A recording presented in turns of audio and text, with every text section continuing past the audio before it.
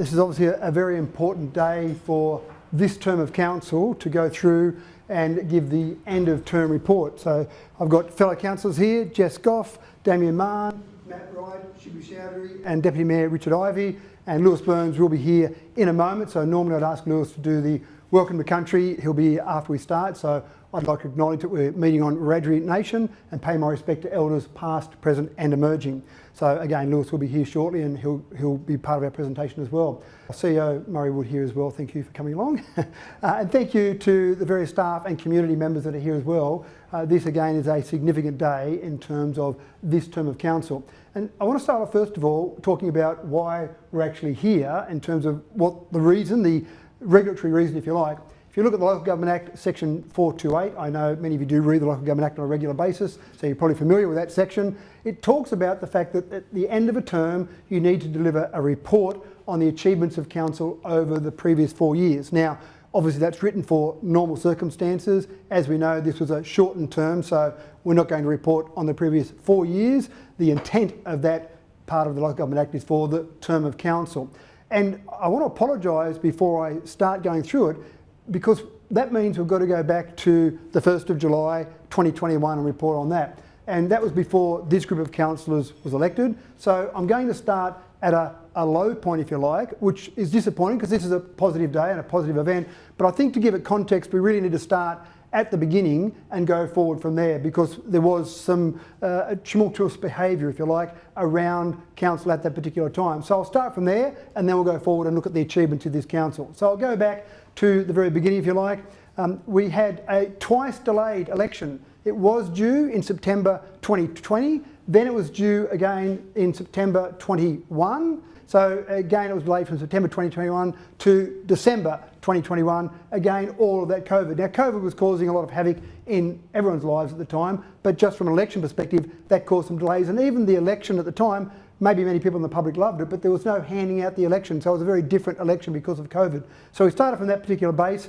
In that term of council, 2 councillors resigned towards the end of that term of council. So again, there was some upheaval on council. There was a performance improvement order. Now, performance improvement order is one step away from suspending a council. So again, not a great environment to come into. And of course, we had 5 CEOs in that term of council. Now, some of those were acting for short periods of time, but across that term, 5 different CEOs. So again, you get this picture here of a council that's maybe not being run in the most stable way as we might have seen in past councils. Jump on top of that, 22nd of December 2021, you've got the current group of councillors that we've got now that were elected. Now, they were elected with a huge lack of council experience. Great skills in those 10 people that were elected, but only one of those people was re-elected from the last council. So one re-election, starting at a very low base, and again, lack of council experience. What we were fortunate is that we had a very good CEO that was already in place. We didn't do that. The last council appointed Murray as the permanent CEO, or not the acting CEO, but the full-time CEO. And we had a great group of councillors that were elected that had some great skills, not council skills, but a great group of skills in the outside world. And I would say, without a doubt, an absolute passion to say, we've come from somewhere that's not great, let's improve this. And I can't speak for every councillor, but I suspect that many of those councillors said, I want to be part of a solution, I want to be part of making this better. So that's what we set out to do. We started from that process, from that lack of experience and council experience, and then, as I said before, that lack of experience, council experience. I want to stress that. It wasn't a lack of experience in the world. So we started from that point in time. The first thing we had to do, in my opinion, was we had to rebuild community trust, and there are a whole range of ways to do that. First thing was we sorted out some community committees, and we've got some members in the audience, thanks for coming along, that are from some of those community committees. 15 community committees we created, 119 meetings were held up to this point in time of those community committees. And I think that straight away gave us some input into the community, let people in the community say what they were thinking, but also focus on things that they were very passionate about. Regan Park Master Plan, I'm sure councillors will still have some wounds from Regan Park. The master plan, the Macquarie River South and North Master Plan was really what it was called technically, but it was Regan Park was what the focus for that was. And again, that was a pretty big introduction to many councillors about council life and about public debate, public discourse, and the different attitudes that people would have to that public discourse. So that was a bit of a baptism of fire, I think, for a lot of councillors that hadn't been involved with council before. And then it was about collaboration with other councils. We were no longer part of OROC. OROC was disbanded. We were no longer a part of any JO. We weren't engaged, if you like, with our councils in this region. So we got back together, there was a resolution brought forward at our first council meeting to get back together and look at some of those alliances. So we had Alliance of Western Councils. We're basically back as part of that now and working with the councils west of us, the Burkes, the Warreners, the Narromines, etc.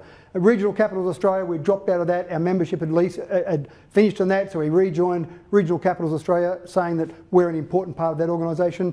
Regional Cities New South Wales, we're still a member of that, but we were a bit disengaged, so we re-engaged with that, and Dubbo is now the chair of that particular organisation. That's 15 cities across the state. And then Community Leaders Breakfast, make sure that we engage with the other levels of government, make sure we engage with state, make sure we engage with federal, make sure we get out there and meet in the community. And those Community Leaders Breakfasts are unique in this nation. There is no other area in this nation that has the 3 levels of government on a regular basis meet in the public. And some people from a government perspective say that must be really scary when you meet with those, but I actually think they're fantastic. Standing out there in the community, and the community comes along and gives you their opinion about a whole range of things, it's a great way to get that direct feedback. So that's a good way to get back some of that rebuilding.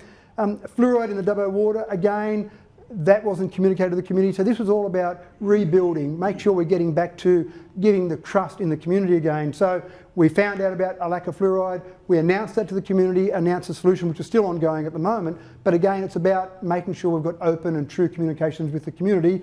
And of course the other one, which seemed like a technicality, but standing committee delegations. The previous time there were delegations at standing committees that allowed a standing committee to make a council resolution, and that caused some angst in the community.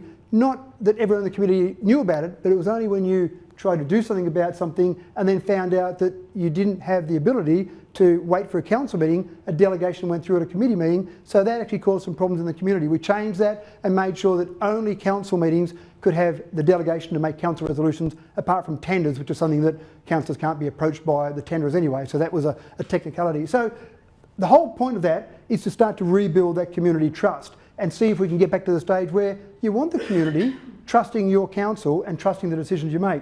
So continuing on with that, basically start to look at how we get some of those relationships back in the community. So we did some MOUs. Wellington Aboriginal Action Panel, we signed an MOU, partnership agreement there. Dubbo Aboriginal Working Party signed an MOU, a partnership agreement there. Again, just to demonstrate we've got these links with the community. Charles Sturt University, we signed an MOU with Charles Sturt University. Some of these have been in place before, some of them had lapsed, some of them were new, but it was those relationships. We are not an island in the community, we are a part of a very much interconnected community, and the more we can connect as a council, the better we'll be as a community. We also did Western Plains Zoo, the Dubbo Business Chamber. There was no formal relationship with the Business Chamber, and I think from an operational perspective, the Chamber still worked very well with our staff, but at the higher levels, it probably wasn't a great relationship with Chamber. I'm not sure that the Chamber met on a regular basis, for example, with the previous council. We re-established the quarterly meetings that we have. Britt comes along to those quarterly meetings, the President comes along, Erin comes along to those meetings. We'll normally have 2 or 3, but again, it's just that ongoing relationship at the higher level. Developers forums, incredibly important to things that we're doing in Dubbo at the moment to make sure we've got a good relationship with our development community. That doesn't mean a good relationship that's a corrupt relationship, which some people start to think of when as soon as you talk about developers. It means that you want to be able to have open, robust communications, and there's no doubt about it. Those developers forums, some people present some pretty thorny questions to some of our staff in an open forum, and it's again a great relationship that we can have. We can have those discussions in open and keep developing the community going forward. We've got the community reference group, the Renewable Energy Zone community reference group. Again, just making sure we're involved in some of these things, making sure we've got those relationships that we're building. And of course, the last one is Your Say. What a great tool that is for us to make sure we're getting feedback direct from the public. That was something introduced, and I'd like to take credit for this from all the councillors to say these are all our wonderful ideas. Your Say was brought to us by our staff as a no-brainer. It was a great idea to allow one platform, one area, to allow the community always to go to that area to give us direct feedback. And I think there's been some great feedback that's been delivered through Your Say, and that'll only get stronger because people start to get used to it, and then as we go forward, that'll continue to get stronger and stronger. Once you start to build trust, then you can start to do some things in the community that are progressive, that are bold, that are courageous. You can start to be a bit innovative. If you don't have trust in the community, you've got to do things very conservatively, and you've got to do things almost same old, same old. You keep doing things the same way because you're scared to do anything outside the box.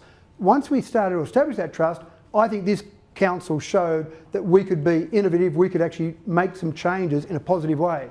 The first one, obviously, I had to mention was 3D printed housing. That was brought to us by a councillor to say, let's look at individual blocks of land with 3D printed housing. It's done all over the world. Why don't we do it here in Australia? Why not do it here in Dubbo? On the back of that, everyone would know about our 3D printed amenities block, the first piece of government infrastructure printed in this nation in that methodology. From a council perspective, we all think that's a very successful outcome, well priced, easily constructed, fast to construct, and will lead to other good outcomes in our community without a doubt in terms of some housing solutions. Zero emissions fleet policy, being able to have our staff use EVs and demonstrate that they're cheaper for the community to have those. So it's not as if you're buying a more expensive car, then that's staff getting something, a greater reward, if you like, for being a staff member. It was demonstrated quite clearly that EVs were cheaper in the long term, total cost of ownership. Again, you need that trust in the community to read those reports and understand what's in those reports. So I haven't seen any real criticism at all for our staff driving around in EVs because we've got that trust there in the community. Dashboard reporting, fantastic idea, again brought to us by one of our councillors who said we need to have a dashboard that shows different information. Now this is, I think, quite innovative in that it's good, bad or indifferent, the data is there. Every month we get the dashboard reports through and they show the data as it is. Many councils, if they didn't have trust in the community, would say don't show those because sometimes numbers go down. Sometimes the numbers don't look the way we'd like them to look, but the numbers are the numbers. And as a group of councillors we understand that we don't own council, the community owns council. It's the community's asset, we're just custodians at the time. So let's report the information in an honest and fair way. The twilight events, I mean last night, topical obviously, we debated it again with the Australia Day twilight event, but again I feel like we and other councils led the federal government by the first time we did that when we had a twilight event in Wellington, and not long after we made that decision, Andrew Giles, the Minister, made the announcement that they changed the Australian Citizenship Ceremonies Code so that councils could have their event 3 days before or 3 days after. For the last 2 years and again next year after the council decision last night, we'll have the Wellington event as a twilight event. Now that's quite extraordinary, and again in the community that we've got, when we've got 16.1% of our community Aboriginal, then why wouldn't we look at doing something that makes that day less painful for our Aboriginal community? Again, you need that trust in the community to do that. We've got VPA framework. We have led the nation. We've shared our VPA framework, our 1.5%, with the federal government to try and get them to start to move that way. We share that with other councils. This is something that across the board, typically there is no set standard for VPAs. We're trying to set that standard, even though the volunteer part of that makes it hard to set a standard, but we're working away on that and getting some progress. Trials for parking, technology trials, again, being innovative. Having 2 different trials, having sensors in the ground that are sensing when a car's been parked for too long, and doing the licence plate sensing to see when cars are parked too long. All of these things, again, are using technology. How can we be more efficient? We're not trying to remove staff, we're trying to maximise the efficiency of our staff. So again, that was very innovative doing that. The REACT Centre, the Renewable Energy Awareness and Career Training Centre, again, brought to us by a councillor, a resolution, a notice of motion and a resolution was made by a councillor. Already on the back of that, we've got 4 lots of $50,000 from 4 proponents for a feasibility study, and it looks like some of the money in our transition fund will possibly go towards that if we get the numbers right, if the numbers stack up on that. Again, that's revolutionary. That's something that we can fundamentally change the economy in Wellington. And of course, PPPs.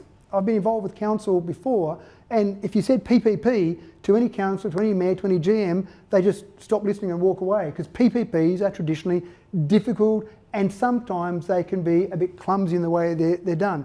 The advanced wastewater treatment, the effluent treatment at our sewage treatment plant, having a PPP with that makes perfect sense. But again, it's not something you do lightly. It's not something if you're scared to go outside and do something a bit revolutionary. That, to me, will be something that we'll be seeing across the nation, especially around various renewable energy sites, because there's a lot of water that goes through a sewage treatment plant that could be used in other ways rather than just put into a river or put onto a farm in the way we do it. And then the last one is moving the council chamber. Now, that doesn't seem like much, but certainly I had some phone calls when we made the decision that we're going to move the council chamber from some former councillors who were horrified that we were taking away the sanctity of the chamber. Now, when you think about it, it's a lot of space that's not utilised. Twice a month we used our chamber, the rest of the time it sat there. So to move that to have now the mixed space we've got, despite some feedback from the community that this was a terrible thing to do, I think again, that's innovative. We're saying we need to use council resources in the best possible way. Having all that space sitting there doing nothing didn't make sense. So I think with those things there, and actually it was quite hard putting these points together, I think the things that I have left out of this presentation, and we're not finished yet, but the things that I've left out, many councillors will be proud of the things that I left out of this presentation. So there's a huge amount we've achieved in a short time frame. So I want to talk a little bit now just about some of our renewables. Obviously, this is a big part of us. We're not responsible for the renewables, but if we get it right, our community will benefit hugely. 37 different projects are at various levels of proposal right now. I mentioned the 1.5% VPA framework, revolutionary. We're struggling to get that from everyone, but we'll keep working at that, and we saw at our council meeting last night, we're trying to do that with all of the proponents to say, let's make everyone on an even playing field. If we just stopped right now, if that was it, we said no more renewables, that's the end of it, we would have a $61 million benefit from the VPAs we've already negotiated. Now some of those haven't kicked in yet, but the negotiation we've had has resulted in $61 million over the next 25 to 30 years. So that's significant already in what we've been able to achieve. And we're nowhere near towards the end of those 37 projects that I'm talking about. If we get it right, we'll be able to have a community benefit fund in different forms of approximately $10 million a year for this community, which is quite significant. So it's a great challenge as well. The transition fund that was announced by the state government, $128.4 million. There was the first tranche of that was announced a couple of weeks ago, $70 million. That's not all for us, unfortunately. That'll be shared amongst 4 councils, but certainly, and not just councils, sorry, communities and councils, but those areas. But that's a huge part of that difference we can make to our economy. The land we've leased in Keswick there, again, how can we be a bit revolutionary? How can we be a bit different? 10 hectares of land that we've leased for one of the proponents, and at the end of that time frame, they'll need that in 10 years' time, for example, that'll be handed back to us with the infrastructure in the ground. That's a different approach. That's not just saying set up a workers' camp outside somewhere. That's taking advantage of our assets that we've got here. I mentioned the $200,000 for the REACT feasibility study from those 4 proponents. Again, that's progressing very well. And of course, you've got the treated effluent facility, the $3.6 million. The proponent in that particular case could have bought the water they need. They need about 2 gigs of water on the open market. That's worth about $700,000. So they're paying significantly more to have social licence in our community. And what will we get out of that? 700 megs a year ongoing after the proponent is finished with that after the first 5 years. That's 700 megs we'll be able to put onto our playing fields, use in our community, which will save us 700 megs a year of potable water. So that's a huge benefit to our community, again, by trying to be a bit innovative and look at what we can do a little bit differently. This, to me, is an opportunity to fundamentally change the economy of Wellington. Dubbo will benefit, don't get me wrong, but Dubbo's a fairly large economy regardless. Wellington is a much smaller economy, and all of these projects are on the doorstep of Wellington. So the real benefits here will be delivered to Wellington. And again, just the REACT Centre alone, 100,000 visitors a year will fundamentally change the economy of Wellington. I can't stress that enough. This is the opportunity, and this council has jumped on this opportunity. I don't want to get into a discussion or a debate about whether we like renewables or don't like renewables, whether they're the future or not. The reality is the government of the day is moving ahead with renewables. We can stand there and put our hand up and try and stop it and get knocked over by them, or we can say, how do we embrace them and maximise the benefits? And this council has said, let's be pragmatic, let's embrace and maximise the benefits for our community. Some events, let's just talk about some of the events over the last 3-year time frame. New South Wales Touch Junior State Cup, we got that as a one-off because of some water events up north on the coast, and then on the back of that we've got that for another 3 years. Huge event, 10,000 people converging on Dubbo. What a wonderful event that is for the community. Bowl State Championships, they've never taken this outside a metropolitan area. The first place in the history of the Bowl State Championships they came to was Dubbo, and that was with help of council, but certainly with some proactive people in our community, demonstrating some of the great people we've got in our community. NRL game, we had two events there, NRL South Sydney game, one before this term of council, one after this term of council. We'll keep talking to various clubs. We haven't got it again, for example, this current year. Again, it's always about the justification of the expense of those, but we'll keep talking to clubs to see what's on offer out there for us. We've got Sky Castle, so something a bit different. Sky Castle by Ness, funded by the state government. Again, something different in our CBD. Huge number of visitors went along and visited that. Then we've got these regular ones that we just keep getting, that just keep bringing people through our community. New South Wales Junior Rugby Championships, Cricket New South Wales Youth Championships. It's hard to estimate just exactly how good these are for our community. Kids come along, kids bring parents. Not many kids get in the car and drive themselves out to these championships. Parents come along, they bring siblings. They stay for the length of time, they see some things while they're here, and then they say, we'll go back, or we'll come back later, or we'll come back next school holidays, or we'll tell our friends about it. So the ongoing effect of those is significant. Aerial Firefighting Asia Pacific Conference, Seattle, Athens and Dubbo. They're not usually three cities that you see mentioned amongst each other, but that conference was held in those three locations. So just using our facilities, that whole precinct, we've got the emergency services precinct, which we didn't build, but we've certainly helped facilitate that. And we've worked closely with the state government and Rural Fire Service and the police and SES and VRA to deliver those wonderful facilities out there. So having that sort of conference here as well. Archibald finalists, and I know it was significant because we obviously had our CEO in the pictures there. Looks very much like him. It's not the CEO, but I think it looks almost identical to the CEO. But again, you talk to people in Sydney and ask them when the last time they saw the full Archibald finalists. Many people haven't seen it. To this date, I've seen the full Archibald finalists approximately 4 times, and I've never seen them outside this cultural centre. So having those sort of facilities here in this wonderful centre, in this wonderful cultural centre we're standing in, but again, having the Archibald finalists here in that last year, what a wonderful opportunity for people from the region to come along and look at that. Art students from schools studying art for the HSC, people in the region just coming along and seeing all of that. Again, a huge opportunity there. And of course, the last one there is Motorfest, which again is one of those new items that we see different community outcomes where different organisations want to get involved, and Motorfest in its first year was fantastic, but again we've helped facilitate that. We don't run it, we don't say let's go and run a Motorfest, but when a community organisation wants to, we're there to help them. And I mean, again, the events I've left out of there is significant, and I'm sure everyone's thinking of an event that they went, oh, why didn't you mention that event? There are so many, I could do a whole presentation just on the events. So this is all part of the overall community. Infrastructure. The most significant, the largest amount of federal government funding for a single project ever in the history of Dubbo City, Wellington or Dubbo Regional Council was achieved by this council for the Rajri Cultural Tourism Centre. That will be a significant tourism asset, and we've had to work very hard to get that and get the funding for that. A small contribution from council and a huge contribution for the community. So that will be a fantastic thing for us and our community going forward. And again, I want to stress that it's not just the Aboriginal community, that will be a significant tourism asset.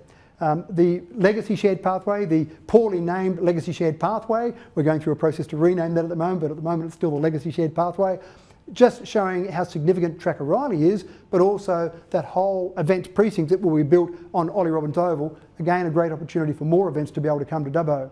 Barden Park resurfacing. It sounds like not maybe the sexiest thing in the world, but it's significant from a financial perspective.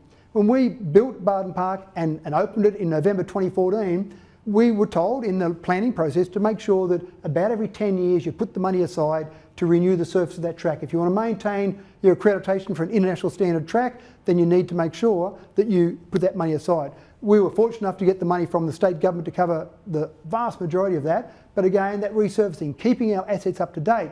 It's exciting to cut a ribbon on a new asset, but a really good council makes sure we maintain our assets to an appropriate standard. And that's a challenge because it's much harder to get government grants, it's much harder to convince the community it's a good idea to spend money on what we've already got because people want new shiny things, they don't necessarily want to fix up the old ones. So Barden Park resurfacing I think is still significant. Bridges, we did a few bridges in this term, Bennelong Bridge, the Little River Bridge, the Saxa Road Bridge hasn't been finished yet, but that's an important piece of infrastructure that's been worked on for a long period of time to get that. And roads, I could mention roads after roads after roads. The end of 2022, the last 6 months, we had a significant rain event across the eastern seaboard. Every council you spoke to across the eastern seaboard was suffering with our roads, and we were no different. People were asking about potholes, about roads. It was the #1 topic that people talked to me about, and I'm assuming most other councils as well.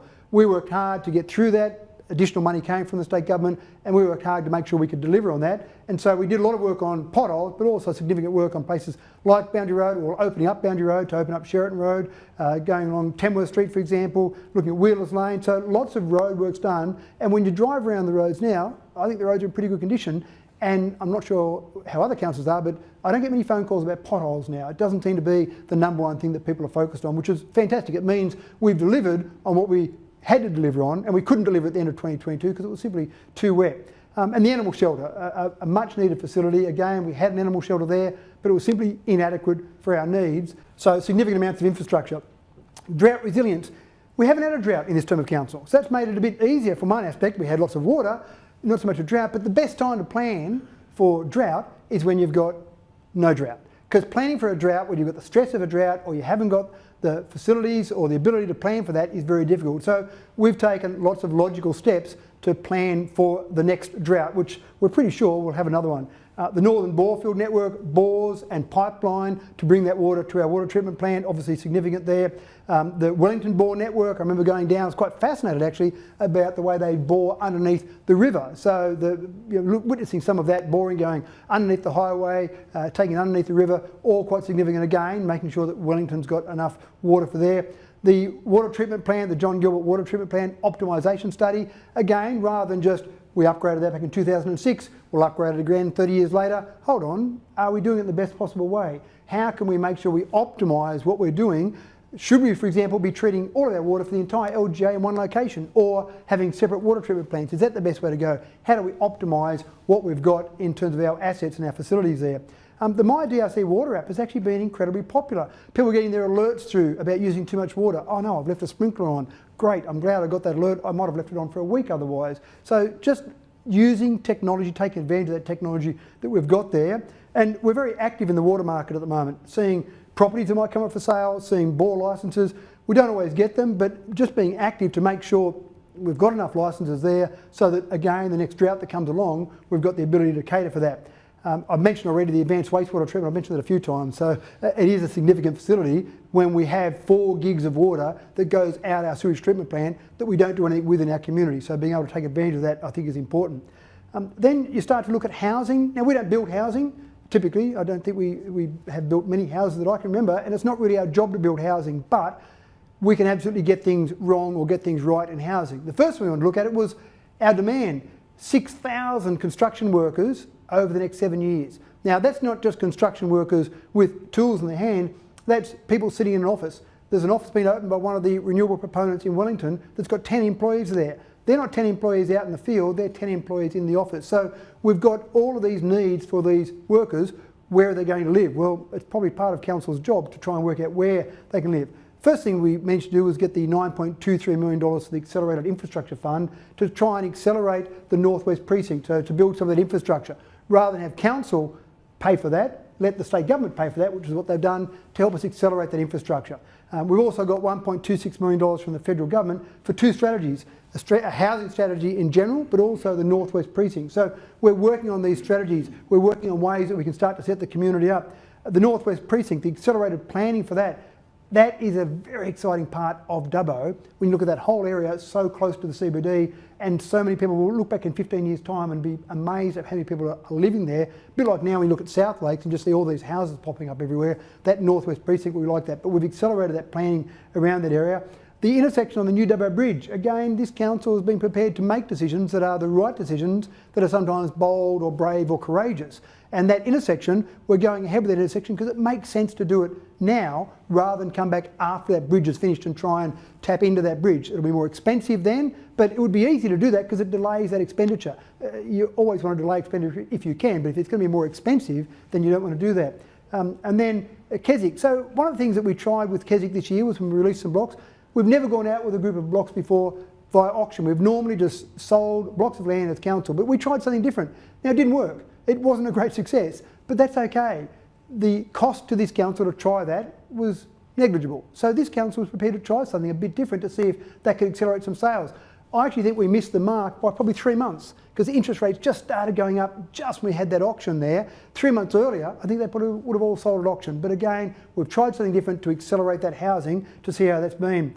And then we've got those VPAs, we've talked about VPAs, but a couple of the VPAs we've got with a couple of our solar proponents have been specifically around community housing. Now, not to build community housing, but to some way accelerate community housing to provide that in our community. Because as much as we need housing for workers, we need housing for everyone in our community. That means social housing, that means affordable housing, that means housing for construction workers as well. Obviously a huge demand around all of those, and Dubbo's a popular place to be. Why wouldn't you want to be here? But you need somewhere to live. So all of those will be important. And of course 3D printing, that whole concept of the 3D printed toilet started off with a concept about 3D printed housing. And we are seeing some work already. There's a DA in council right now as we speak for a 3D printed house that'll be built once that DA comes out of council, assuming it does, for that to be built. That'll be the first of many. I visited in an undisclosed suburb just last week, another 3D printed house that's being built in Sydney somewhere, and again we'll see more and more of these, but it's just about making sure you've got the ability to get onto the latest ideas to make sure you're not lagging behind. And the real challenge for 3D housing for our staff was, how do we do approvals? They're not a normal approval process. So the first challenge we gave our staff, we said we want to reserve some blocks of land for 3D housing, was how do you approve them? They went away, did the work, came back and said, we now know how to approve those, we can go forward. So again, all of these different things have been important in accelerating that housing for what we'll need long term. So just additional items here that I want to just run through. So these ones I couldn't fit in any other category, but I thought were too important not to mention somewhere. Dubbo Regional Officer Marks, I'm not sure anyone remembers the debate we had about that. That seemed like a significant debate at some recent time. I believe that was the most significant decision of this term of council, which is a big claim. That's something that over 74 years had morphed and changed into the format that it was running at. And the format, as we all agreed, wasn't the best format for the community. It wasn't the best format with public infrastructure. But it took a fair bit of hard work for council to make that change. It would have been easy to say, we'll just leave it alone. Let the next council take care of it. Someone in the future will take care of it. We didn't. We made a decision. We went through a process, a public debate process, and made a decision. And again, I can't think of another decision that was more significant than that in our community over that time. A contract with Belgravia, take the aquatic leisure centres out to an external contractor. That was done from a cost saving perspective, maybe $400,000 cost saving. It didn't go perfectly in the first year. But again, the concept is still right from a council perspective. It's just that it wasn't delivered in the best possible way in that first term. We've met with Belgravia. We feel confident that'll get delivered in a much better way in future years.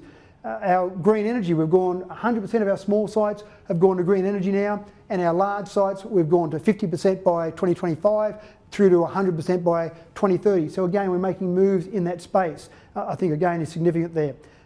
North Yeovil boundary, this is something that probably should have been tidied up when the amalgamation happened initially. It hasn't been. North Yeovil sits in Dubbo Regional Council, but the reality is people in North Yeovil are Cabonne residents. They identify with Cabonne, they feel like they're Cabonne, but they're technically in our area. So have some discussions between councils, start to move forward. We haven't completed that process yet, but we've started moving down that path, and let's make that happen. The public art strategy, we've had that public art strategy there for some time. We never knew we were going to get the money for it. We thought there'd be some government grants at some stage that we could possibly do something with that.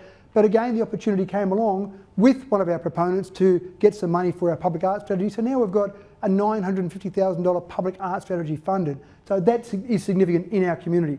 EV charging points in Wellington, again, showing that we're moving ahead progressively. We've got money from the state government to do those. And then the council meeting in Wellington, I think that was really important messaging to say that yes, Wellington is a part of our LGA. Some people in Wellington felt like they were forgotten about after the amalgamation. So moving council meetings on a regular basis back to Wellington, again, I think was significant.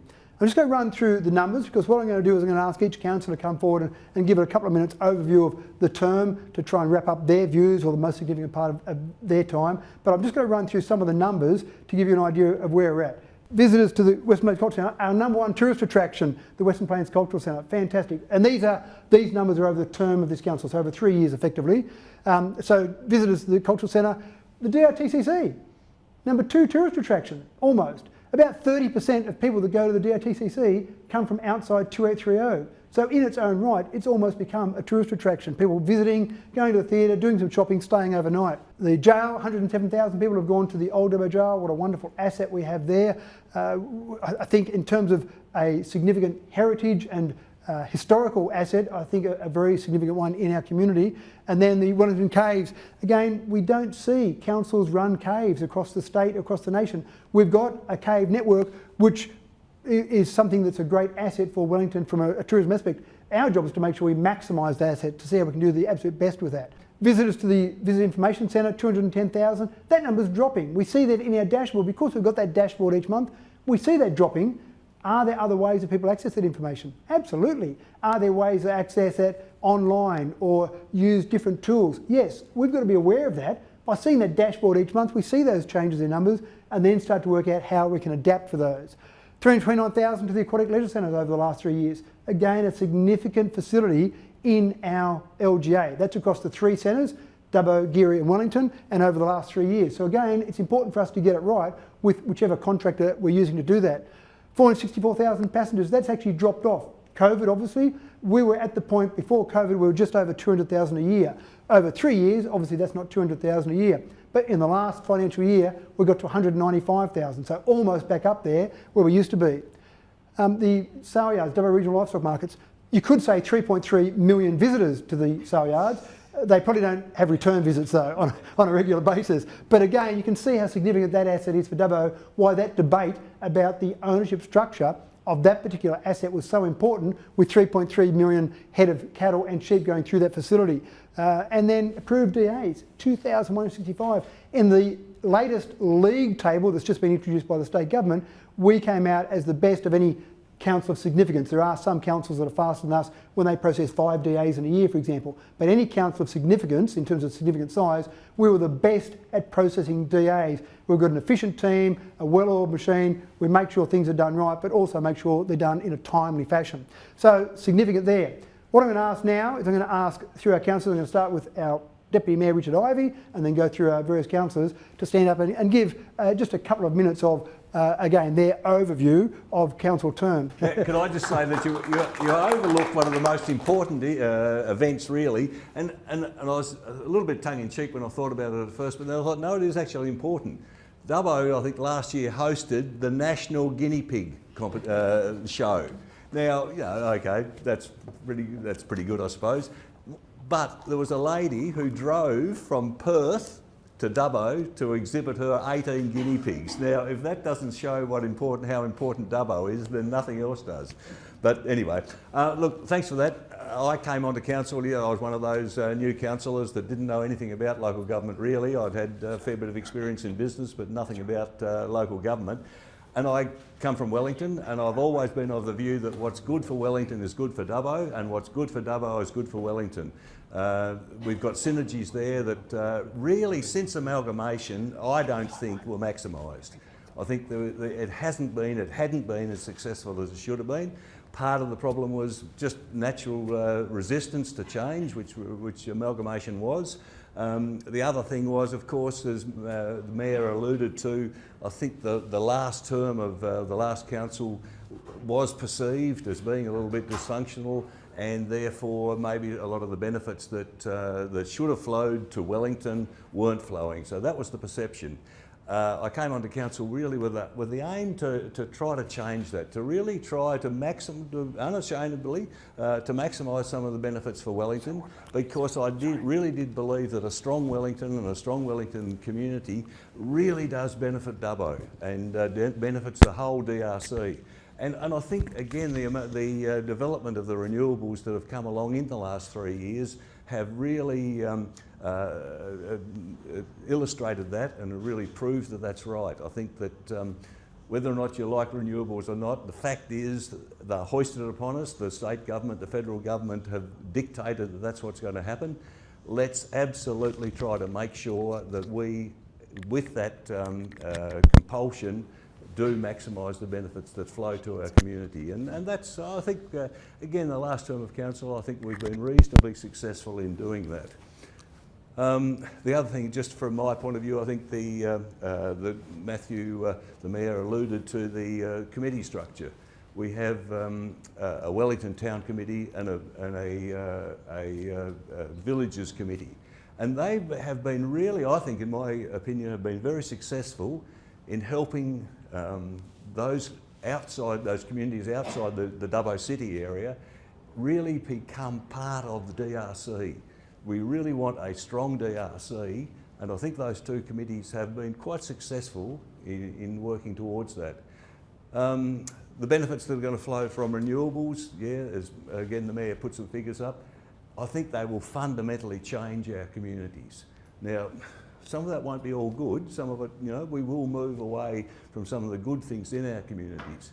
But I think there'll also be some fantastic, good, strong opportunities. And I think this council has been very successful in just laying the foundation for the ability to be able to capitalise on those future benefits. So yeah, I think I've enjoyed being on council. I've really enjoyed working with the fellow councillors. We're a diverse bunch, really. We don't always agree by any means, but it's been a great experience in doing that, and I think we really have been able to make a difference. So yeah, it's been good. Thank you. Thanks, Richard. Okay, everyone take a breath. By the time you breathe out, I'll be finished. No, I don't. I just want to say that becoming part of the council, I actually got a surprise when I got voted in, and then I was even more surprised when I was the first one voted in. So that tells me that the Aboriginal community didn't vote me in because there's not enough Aboriginal people in town to vote you into council. Looking at the numbers. So I feel really honoured, and I don't know, I felt like respected when I got voted into council, so I felt like I had a responsibility to carry. Already carried a lot of responsibility with the traditional owner corporation and the stuff we're trying to do, but I don't mind doing the things we do in council because it's great to be included in the decision making. When I first put a post on Facebook, Dubbo Council needs Aboriginal ears and mouth, got something like 600 likes, so I thought I better run. And I don't really think Dubbo Council needed an Aboriginal voice, because I feel as though now, after the time that I've spent in council, that the Aboriginal Working Party does a good enough job without people in the room. So it was awesome to be part of the council as a member of the community, and someone that actually was born here and lived on the Talbragar Reserve for a little while and got plenty of memories and stories in Dubbo to talk about. So it was really good to be part of the council. Just going to let you know that I'm thinking about running again because I've got some core flutes left. And I don't want to waste my money. So, oh, well, I can see that picture now. I don't think I've got any more to say. I did have a presentation, but the mayor took it. No, that was not my presentation. I was really impressed by that, and that's the one I'll do in 4 years. Thank you.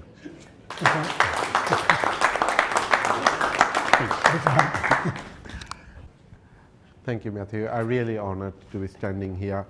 As Mayor has, on his presentation, shown everything. I really, when I first tried for council, I thought,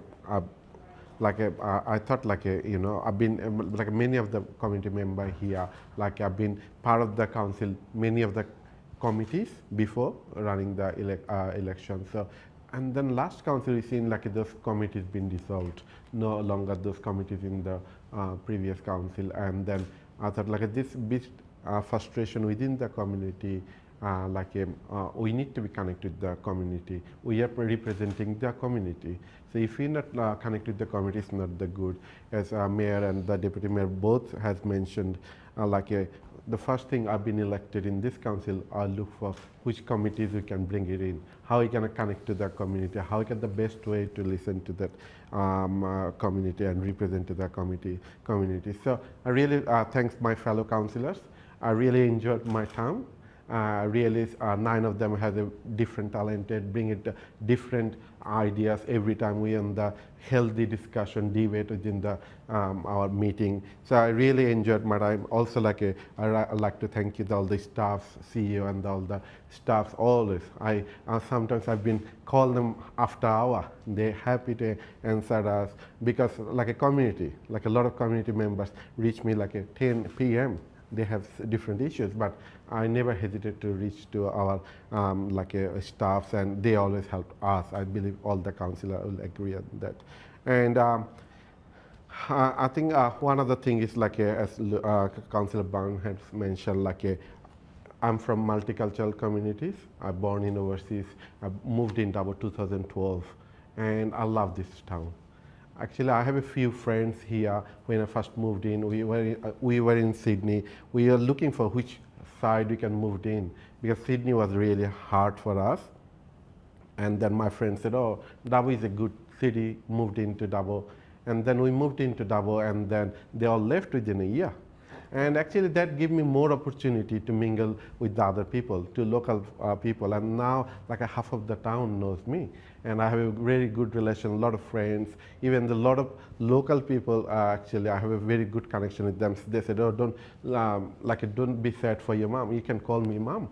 Like those sort of relations, the beauty of living in this regional town is significant. So, we are like in multicultural, one of the leading destination in Dubbo. A lot of people are coming for work, like a migration purpose, and I think 18.5% overseas born currently in Dubbo. So I think I represent everyone, but also part of that, like one of the best achievement for me. Like we have in this term we have proposed a multicultural garden, which is really significant for me, and some of the committee members are here, because we want to deliver something here, so our future generation who born in here, they can say like where it came from, our inherited, where it connected, which country their parents or grandparents came from. So that is one of the highlight for me to achieve during this term. Thank you.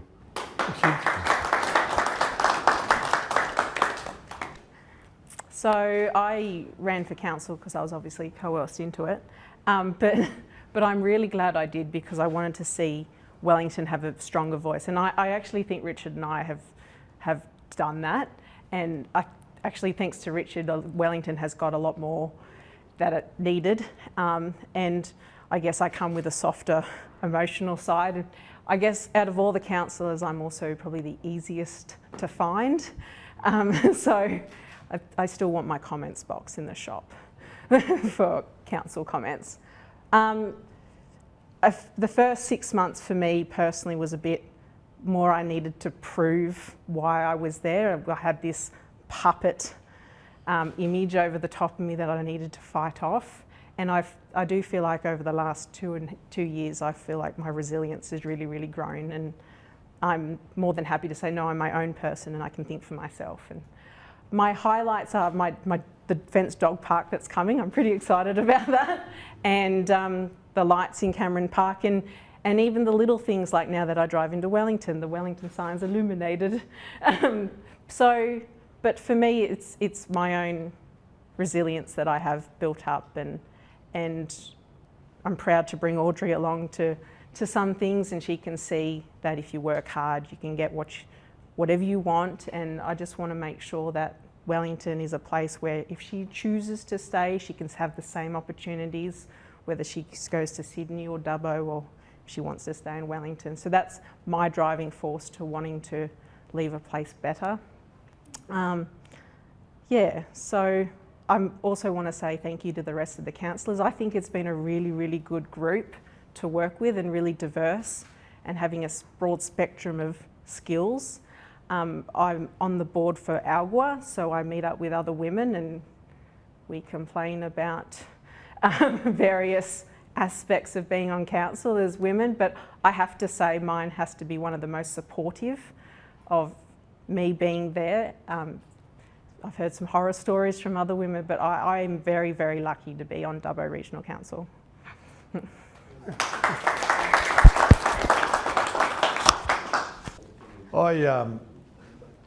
I guess I put my hand up, noticing, and actually had a lot of encouragement from friends and business people, more so around throw your hat in the ring because the place is in a little bit of a mess.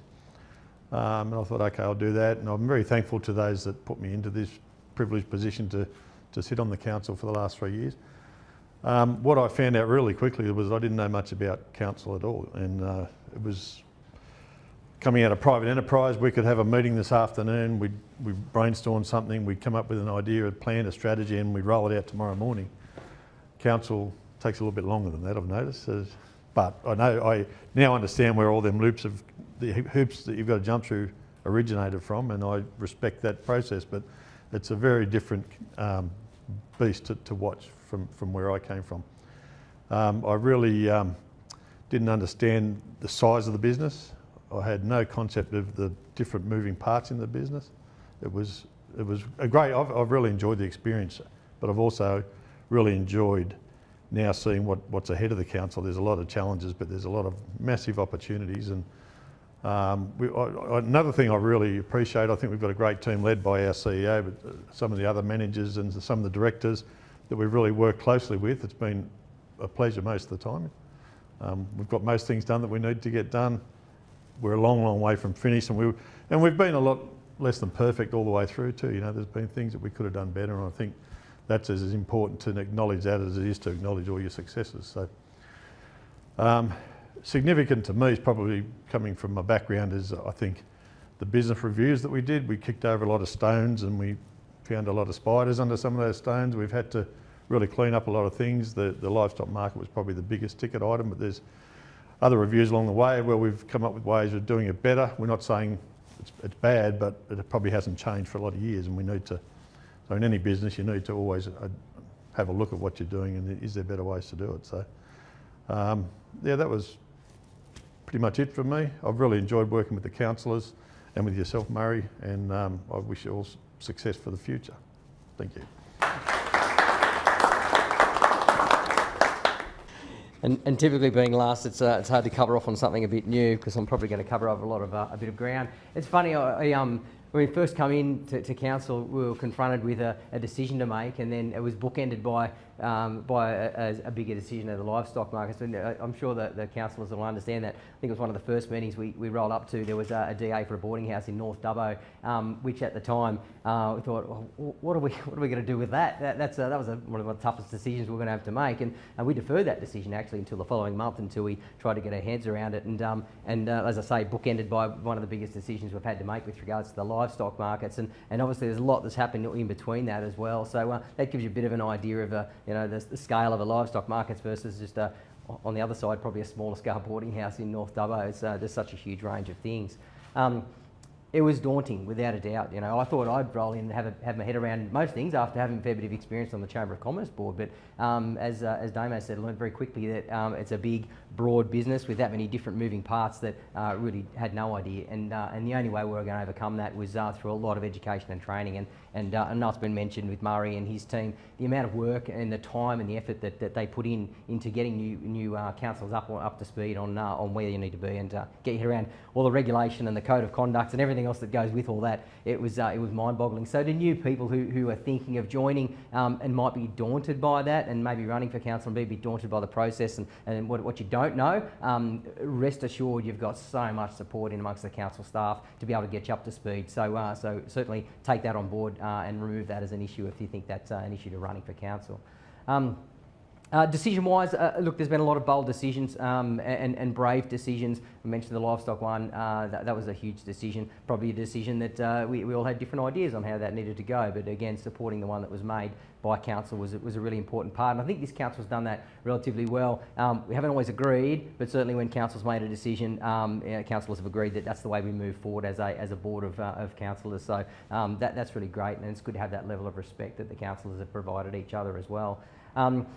For me, no doubt, irrespective of people's thoughts on a certain facility in Lions Park, West Dubbo, to be able to show that 3D printing infrastructure in this country and especially in this region is something that can be taken, and we were bold enough to make that decision as a council to show that that sort of facility can be done. And as the Mayor alluded to, there is a DA before council at the moment, which I'd love to see go through all the way through to fruition and completion of construction, just to show that an item that this council printed and demonstrated could be done can actually be turned into something practical and realistic in the form of housing to try and solve some of those issues we've got regarding housing in this region. So, again, to my council as well, thank you all very much. I've enjoyed all the time. We are a pretty diverse bunch, a pretty eclectic bunch when you put us all together. But certainly, I'm really proud of the work we've done as well. And I guess we'll see how many of the same faces we will roll up again through September and onwards. So, thank you.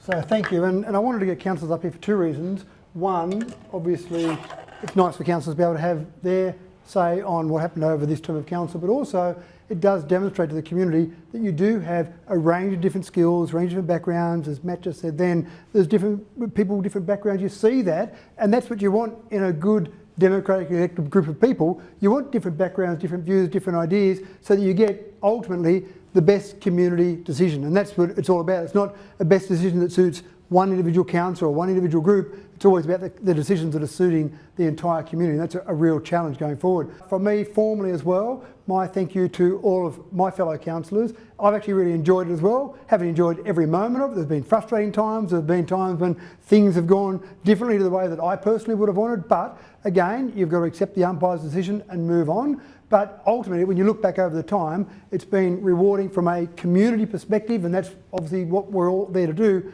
is to deliver for the community. Very rewarding from the community perspective, and I wouldn't change any of the councils we've had on this group of council, because we've been able to deliver what we've been able to deliver now through the various contributions from all of those 10 people that we've had on council. So I think those councillors have done a great job, and hopefully the community appreciates the great work that's been done by that group of councillors. Murray, it's been good to have one CEO for the entire term of council. Well done. It's been good to be able to work with you, and certainly I feel like I've got a very strong relationship with you. I think you've got a good relationship with all of the councillors as well. A lot of respect. Again, we're never talking about everyone agreeing. It's about having respect in the process you go through to get to an outcome. And so having you to be able to sound off and to be able to work with in a variety of things has been fantastic. The various staff, again, I don't interact with them, Murray, I don't go anywhere near them, but if I did happen to interact with them, I've found them very good to interact with. So that's been very good. And I have appreciated the Deputy Mayor as well, a bit of a sounding board as well. When I've got some sort of decision or something I'm thinking of, I'll often turn to Richard as the first one I might talk to amongst councillors. You do end up talking to just about every councillor about major decisions anyway, but often, I don't know if you know it, Richard, but often go to you first to have a bit of a sounding off with you first to just see if my head's in the right space or where I'm feeling about different things. So I appreciate your sound advice over those 3 years as well, thank you. But all the councillors, I've enjoyed having conversations at different times with all those councillors. I have coffee meetings or meetings with all the councillors to sit down and just go through things as well, and they're enjoyable. And sometimes you don't talk about council, but again, it's about that whole relationship building and going forward. So it's been an enjoyable time. I think we've achieved a lot. You just have to look through that PowerPoint to see some of the things that have been achieved. But as Damien said, a lot of stuff left to go. It's not finished, and you'll never be finished. It's never going to be, right, that's it, close up council, it's all done. There's always things to do, which is exciting and fantastic. Hopefully, we've left this council in a good place for the next council to take over, and that's all you hope to do. You hope to leave the place in a better position than when you came along at the beginning. And so I think we've done that. I think the community is richer for the involvement of those 10 councillors. Okay.